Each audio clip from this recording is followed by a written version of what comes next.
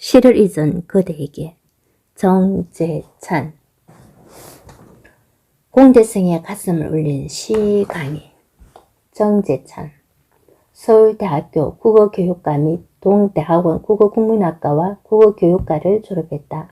한양대학교 국어교육과 교수로 재직 중이며 한국문학교육학회 회장을 맡고 있다. 저서로는 현대시의 인연과 논리, 문학교육의 사회학을 위하여 문학교육의 현상과 인식, 문학교육 개론 1, 공저, 문학교육 원론 공저 등이 있다. 중고등학교 교과서를 수차례 집필하고 미래의 국어교사들을 가르쳐온 정재찬의 수업 방식은 특별하다. 흘러간 유행가와 가구, 오래된 그림과 사진, 추억의 영화나 광고 등을 넘나들며 시 이야기를 펼쳐나가는 모습이 마치 한 편의 콘서트를 보는 것 같다. 그는 시를 사랑하는 법보다 한 가지 답을 말하는 법을 먼저 배워온 학생들에게 시의 아름다움을 오롯이 돌려주고 싶었다. 매 강의마다 한양대학교 학생들의 기립박수를 받으며 최우수 교양 과목으로 선정된 문화혼용의 시 읽기 강의는 그렇게 탄생했다. 그는 영화 죽은 시인의 사예에 키팅 교수의 말을 빌려 이렇게 말한다. 의술, 법률, 사업, 기술이 모두 고귀한 일이고 생을 유지하는 데 필요한 것이지만 시, 아름다움, 낭만, 사랑 이런 것이야말로 우리가 살아가는 목적이란다.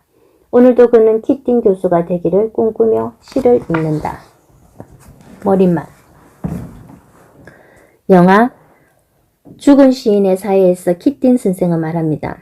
의술, 법률, 사학, 기술 이 모두 고귀한 일이고 생을 유지하는 데 필요한 것이지만 시, 아름다움, 낭만, 사랑 이런 것이야말로 우리가 살아가는 목적이라고.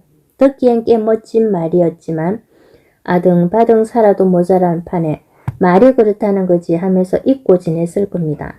그땐 다들 청춘이었으니까요. 허나 한 세월 살다 보면 제법 잘 살아왔다고 여겼던 오만도 남들처럼 거저 그렇게 살아왔다는 겸손도 문득 힘없이 무너져 내리고 마는 그런 날이 오게 마련입디다. 채울 틈조차 없이 살았던 내 삶의 헛헛한 빈틈들이 만약 단단한 줄만 알았던 내 삶의 성벽들을 간단히 무너뜨리는 그런 날. 그때가 되면 누구나 허우룩하게 묻곤 합니다. 사는 게 뭐 이러냐고. 그래요. 잊어서는 안 되는 거였습니다.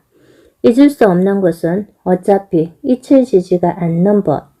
잊은 줄 알았다가도 잊혔다 믿었다가도 그렁그렁 고여온 그리움들이 여민 가슴 틈새로 툭 터져 나오고 그러면 그제야 비로소 인정하게 되는 겁니다.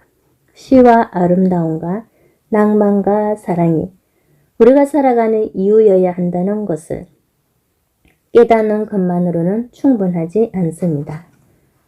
나이 들어 깨치는 것이 순리라지만 그러기엔 우리 삶이 특히 우리 청춘이 너무 짧고 또 아깝습니다. 해서 한동안 저는 젊은 제자들을 위해 시와 아름다움과 낭만과 사랑에 대한 글을 쓰고 그들과 함께 그 글들을 나눠왔습니다.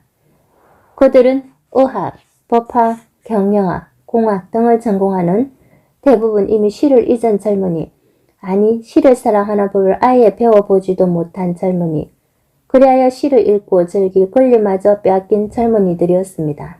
그들을 바라보는 게 안타까워 시작한 일이건만 고백건대 시에 대해 강고한 장벽을 치고 살아온 그들의 틈을 뚫는 일이 생각만큼 쉽지는 않았습니다.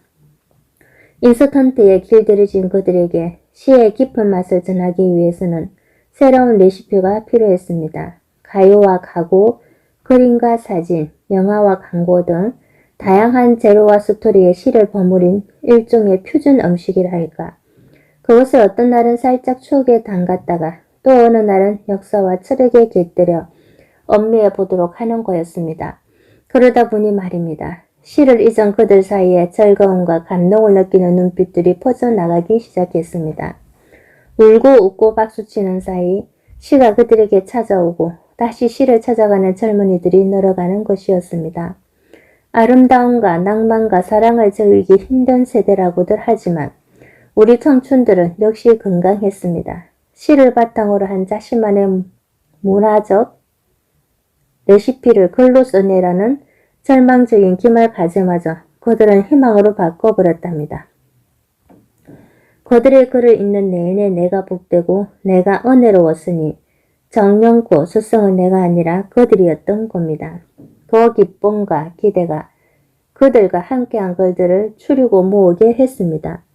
그리고 이제 감히 대학 입시 때문에 지금도 억지로 시를 공부하고 있는 학생이든 시를 학려하는 자리에서 소외돼 노동하는 청년이든 심야 라디오에 귀 기울이며 시를 억권하던 한때의 문학소녀든 시라면 진짜 모르세요. 겉으로는 내 나이가 어떠냐 하면서도 속으로는 눈물 훔치는 중년의 어버이든 아니 시라고는 당체 가까이 해본 적 없는 그 누구든 시를 이젠 이 땅의 모든 그대와 함께 나누고파 이렇게 책으로 펴냅니다.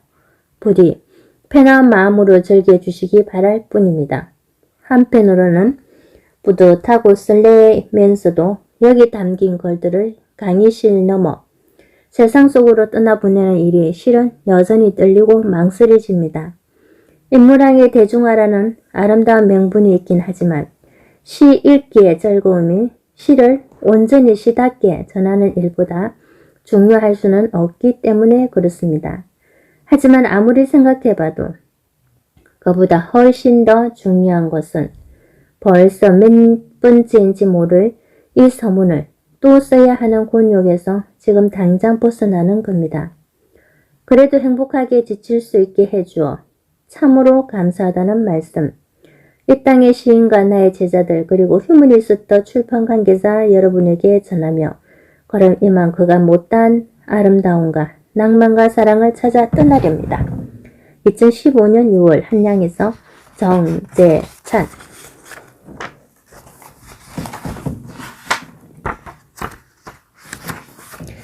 가난한 갈대의 사랑 노래.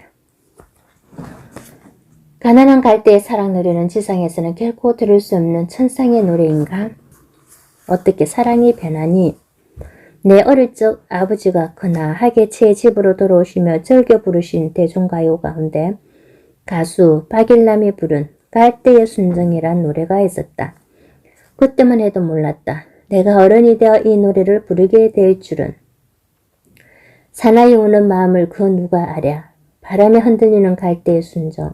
사랑에 약한 것이 사나이 마음. 울지를 마라. 아 갈대의 순정. 말없이 보낸 여인의 눈물을 아랴. 가슴을 파고드는 갈대의 순정. 못 잊어 우는 것은 사나이 마음. 울지를 마라. 아 갈대의 순정. 박일남 작사 오민우 작곡 갈대의 순정. 하지만 이 노래만의 의미는 여전히 알다가도 모르겠다. 남자가 갈대라는 건지 자기가 떠내보는 여인이 갈대라는 건지 여전히 모호하고 아리송한 것이다. 하자가 사나이인 만큼 그의 마음이 갈대의 순정이라고 있는 게 자연스럽지만 여자의 마음을 갈대라고 하는 것이 관습의 편에서 보자면 더 익숙하기 때문이다. 베르디의 오페라 리골레토 제3막에 나오는 저 유명한 아리아 여자의 마음을 들어보라. 호세카 만토바 공작에 어기양양하게 부르기를 여자의 마음은 바람에 날리는 갈대와 같이 항상 변한다 하지 않았던가. 이 점만은 현대에 들어서도 변하지 않나 보다. 모바일 광고에서 사랑은 움직이는 거라고 소리친 이 역시 차태인이 아니라 김민희였지 않은가. 영화 속에 등장하는 다음 대사도 마찬가지다. 어떻게 사랑이 변하니? 영화 봄날은 간다에서 상우 유지태가 언수 이영애에게 한 말이다. 남자는 남고 여자는 떠나가는 그런 영화인 듯. 헌데 이 영화는 봄날처럼 묘하기만 하다. 영화의 마지막 장면 홀로 남게 된 상우는 강진의 보리밭을 찾아간다. 뒤로는 바다 풍경이 펼쳐지고 낮게 깔린 보리는 바람에 흔들려 넘실대는데 그는 그 한가운데 서서 명상하다 눈을 감은 채 헤드폰을 쓰고 소리를 듣는다. 헤드폰을 쓰고 소리를 담는다. 였고 그의 입가에는 미소가 번진다. 과연 그는 무슨 소리를 들은 걸까?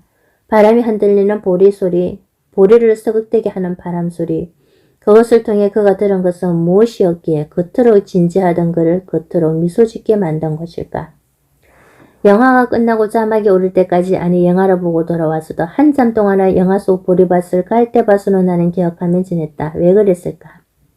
왜 나는 그것이 갈대라고 갈대여야 한다고 생각했을까?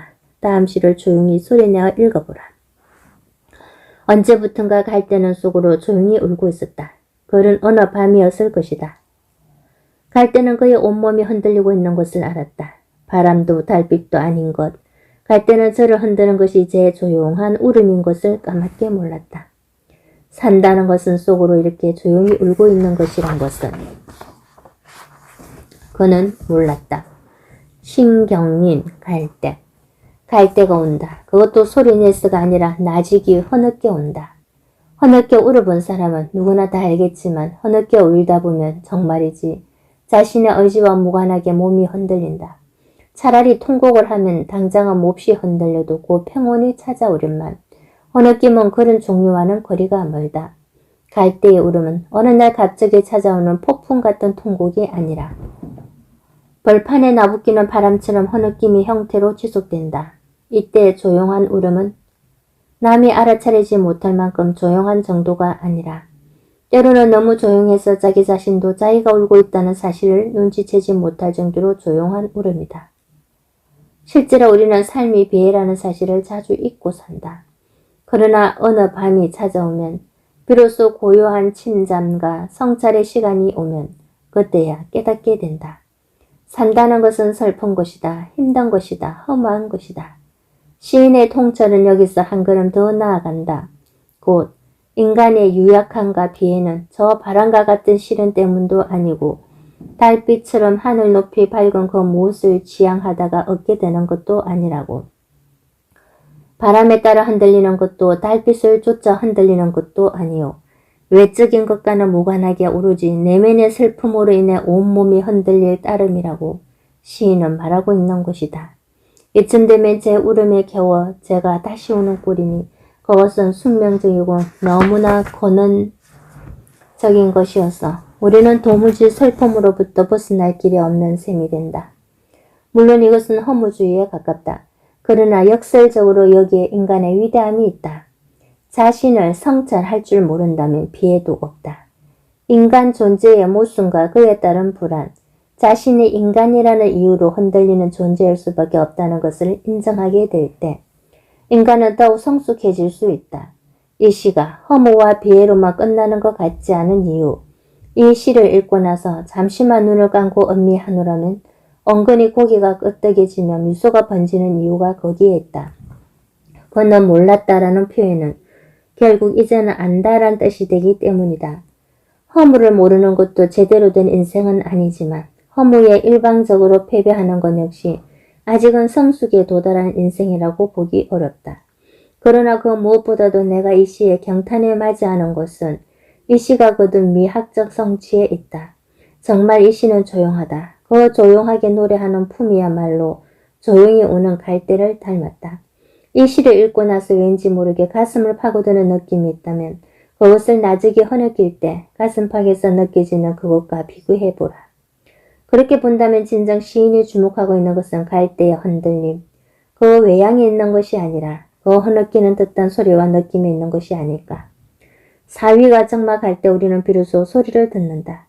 그 어느 밤처럼 깊은 밤중에 홀로 갈대밭에 서보라.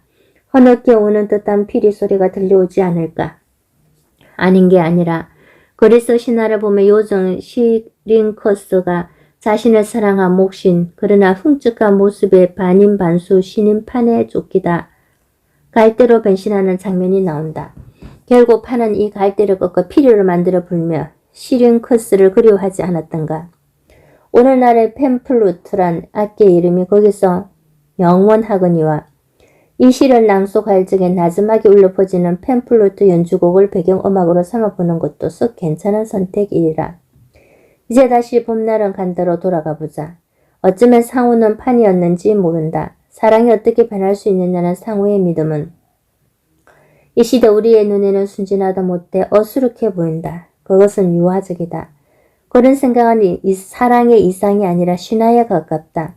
마지막 장면의 보리밭, 아니 갈대밭에서 어쩌면 그래서 상우의 기에는 옛날 그 신화시대에 변하지 않는 영원한 사랑이야말로 상식이자 당위로 통했던 것이되 바로 자신이 부르던 갈대 피리소리가 들려왔을지 모른다. 아니면 갈대로 변해버린 시링커스의 소리를 들으며 거기서 자신의 녹음기에 담아둔 언수의 목소리를 떠올렸을지도 모른다. 그러기에 바람이 전해오는 갈대 소리를 들으며 그는 몰입하듯 눈을 감아야 하지 않았을까. 하지만 어느 면에서 판의 사랑은 사랑이 아니라 집착이요 맹목이었다. 상우는 더 이상 판일 수가 없다. 더는 어린이로만 남을 수 없고 지금은 신화시대가 아니기 때문이다. 낭만적이고 행복하기만 했던 사랑의 소용돌이는 지나가고 그에게 드디어 자신을 사랑을 인생을 되돌아볼 어느 밤이 찾아온 것이다. 그러자 다가오는 새로운 바람소리, 이번에는 신경님의 갈대가 노래처럼 들려온다. 삶이란 그런 거라고, 인생이 원래 그런 거 아니었냐고 거의 귓가에 나지막이 속삭인다. 계절도 변하고 자연도 변하고 이 웃음 만물이 다 변하는데 사랑이라고 하니 사랑 따위가 안 변하겠느냐고 말이다. 아무리 발부둥 쳐도 그래도 봄날은 간다. 그래도 지구는 돌듯 아무리 열병 같던 사랑이라 하더라도 그래도 사랑 역시 떠난다. 모든 것이 변하는 거라면 변하는 사랑인 언수가 문제가 아니라 변하지 않는 사랑인 상우 자신이야말로 문제다.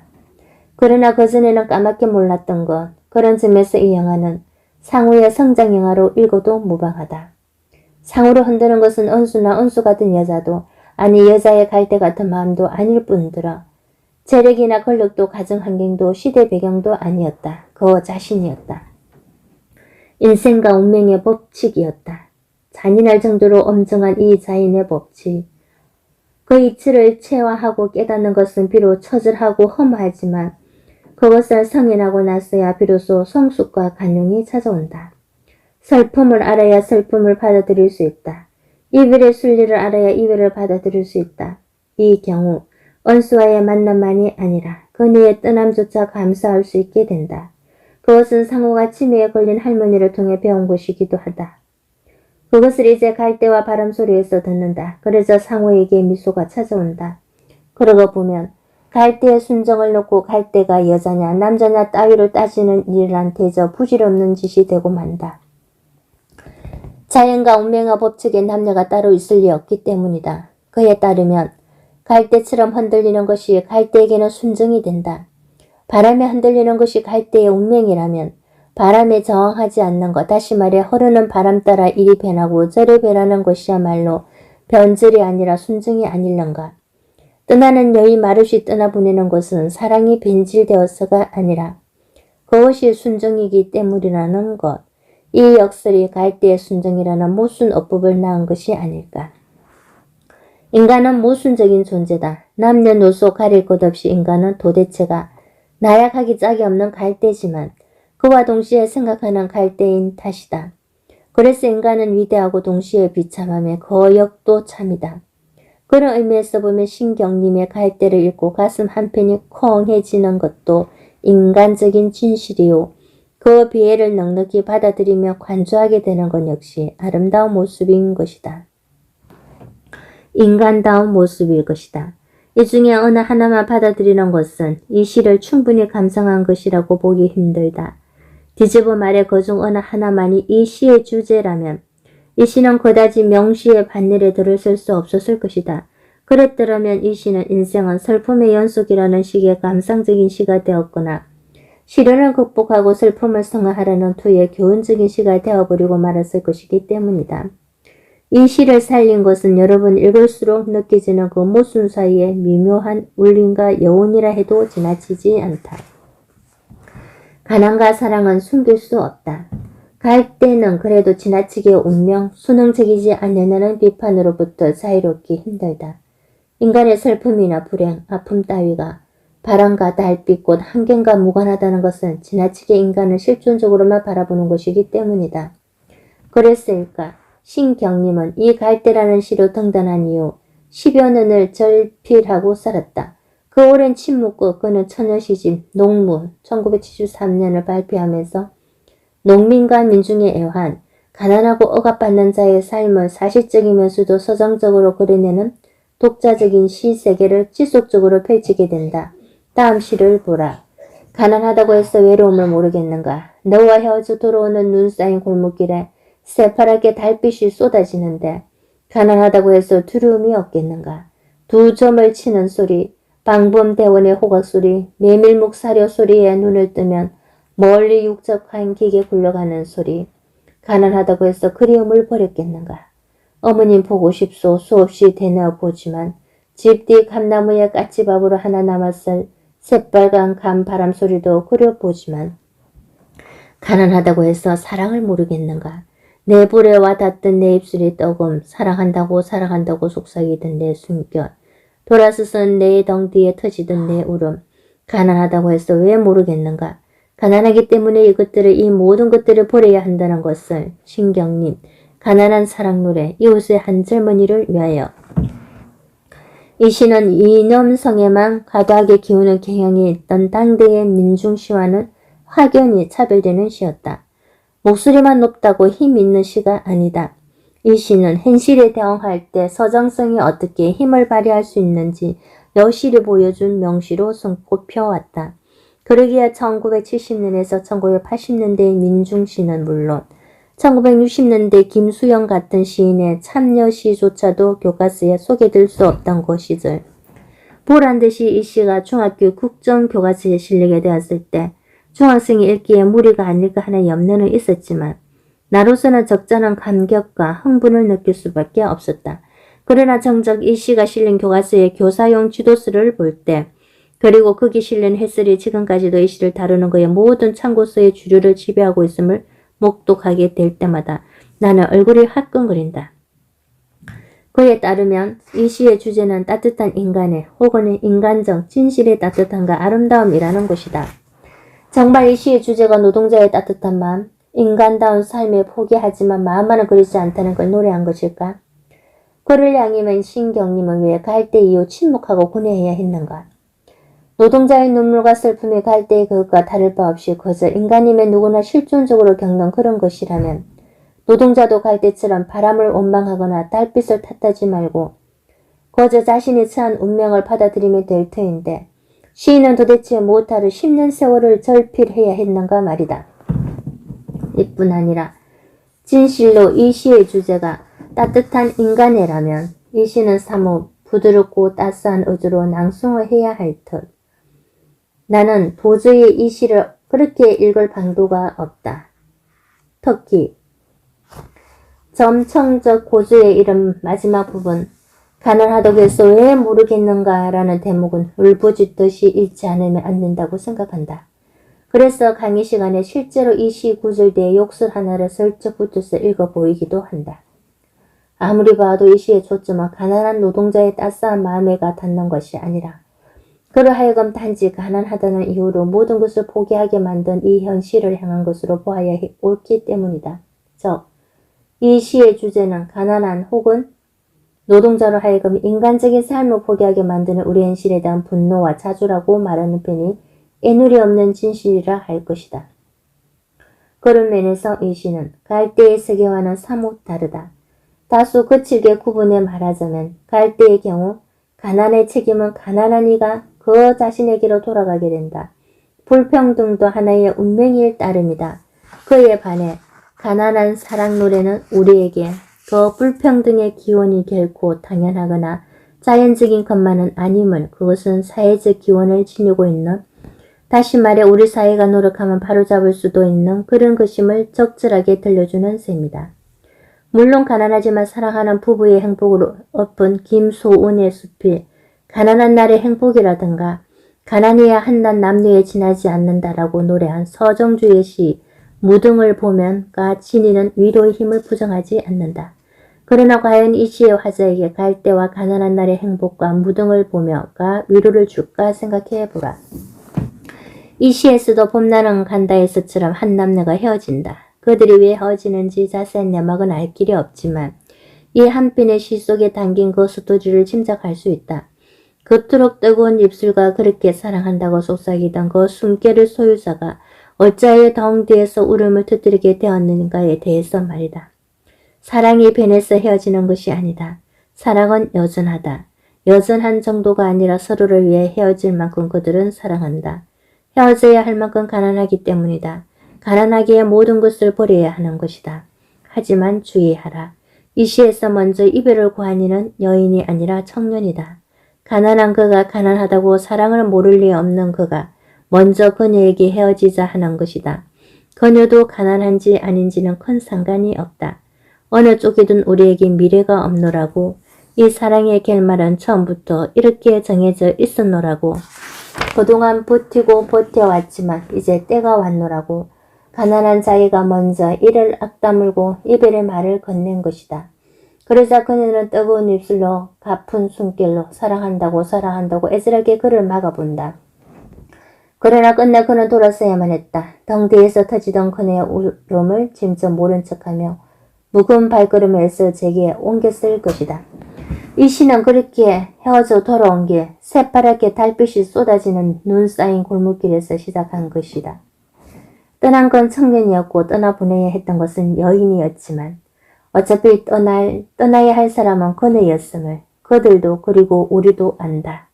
그러나 그 여인에게 여자는 왜 갈대와 같냐고 어떻게 사랑이 변하냐고 묻거나 따지는 것은 어울리지 않는 일이다. 그런 것은 세상 물정 모르는 이의 사치와 투정에 지나지 않는다. 이 시의 화자가 낭만을 모른다고 생각하지 말라. 그와 역시 외로움, 그리움, 두려움, 그리고 사랑 등등 알 것 다 아는 자다. 하지만 가난한 사람을 일찍 철되게 한다. 그는 상우처럼 갈대벌떼 갈 여유도 없거니와 그럴 필요도 없었다. 그는 이미 안다. 가난하기 때문에 이 모든 것을 체념하고 포기해야 한다는 것은 그것은 초연이나 초월, 초탈과는 거리가 멀다. 다만 익숙할 뿐이다. 삶은 그에게 집착은 상처만 남긴다는 것을 일찌감치 알게 해주었기 때문이다. 하지만 안다고 슬프지 않다는 것은 아니다. 알기에 더 슬플 수도 있다. 슬픔을 알아도 슬퍼할 게으르나 여유가 그에게는 없을 따름이다. 영화 10월에서 언주 전지현은 이렇게 말한다. 사람에겐 숨길 수 없는 게 세 가지가 있는데 바로 기침과 가난과 사랑이라고. 그럴듯한 말이다. 정말이지 기침은 참을수록 더 크게 들통이 나는 법이니까. 하지만 원래의 속담은 가난과 사랑은 숨길 수 없다는 것이다. 생각해보라. 사랑을 숨기지 못한다는 것은 얼마나 순수하고 또 애틋한 일인가. 아무리 감추려 해도 사랑은 표가 난다. 들키지 않는 짝사랑은 아무나 수행할 수 없는 고도의 경지다. 하지만 가난에 주목해 보았는가. 가난은 못 숨긴다는 말 그것은 얼마나 절망적인가. 어찌다 큰 돈을 써서 새 옷을 사입어도 가난은 드러난다니 이 얼마나 잔인한 말인가. 그렇다면 가난한 사랑의 운명은 어찌 되는 것인가. 가난도 못 숨기고 사랑도 못 숨긴다. 가난도 못 참고 사랑도 못 참는다. 그런데 가난을 못 숨기기 때문에 사랑을 참아야 한다. 사랑을 못 숨기기 때문에 가난 따위야 참을 수 있을 것 같은데 그것을 숨길 수 없기 때문에 결국 사랑마저 버려야 한다는 것을 그는 알고 있는 것이다. 아무래도 이건 너무 분하고 슬프다. 갈 때는 슬프지만 그 간주와 성찰이 우리에게 미소를 준다고 했다. 반면 가난한 사랑 노래는 그 성찰과 체념이 우리를 슬프게 한다. 무엇이 진실이고 무엇이 위안을 주는가? 사랑과 용서와 하애와 긍정과 초월의 덕목과 정의와 진리와 갈등과 비판과 투정의 가치 사이에서 우리는 무엇을 얻어야 하는가? 가난한 갈대의 사랑 노래는 지상에서는 결코 들을 수 없는 천상의 노래인가?